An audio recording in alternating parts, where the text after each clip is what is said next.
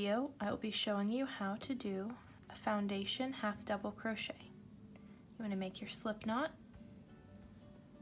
and chain 2. You want to yarn over and insert your hook under the front and back loop of your first chain. Yarn over and pull through.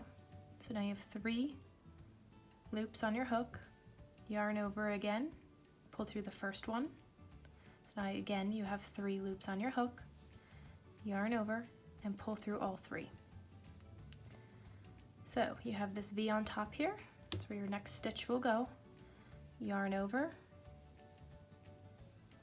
under the front and back loop of your V, pull through, yarn over, pull through the front loop, yarn over again, pull through all 3 loops. So here's your next V that you'll be working in. Yarn over through the V, yarn over, pull through, yarn over, pull through the first loop, yarn over, pull through all 3 loops.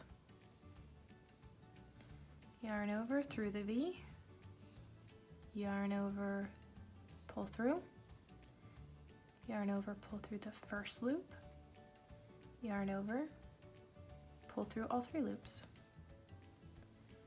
Now you'll notice when I go to pull through all 3, I'll show you here how I hold my work. So I put my thumb and my middle finger behind it right here.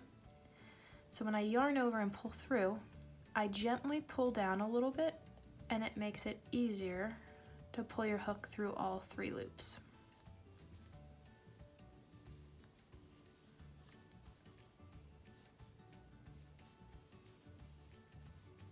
So now when you're done making your row, as long as you need to for your project, you want to, we'll do our usual chain 1 and turn, but when you turn, you want to flip it over, so that way your tail is down at the bottom left, and you will work your next row along these top stitches here. So that's how you do a foundation half double crochet. If you liked this video, please subscribe to my channel and hit the thumbs up button below. Thank you.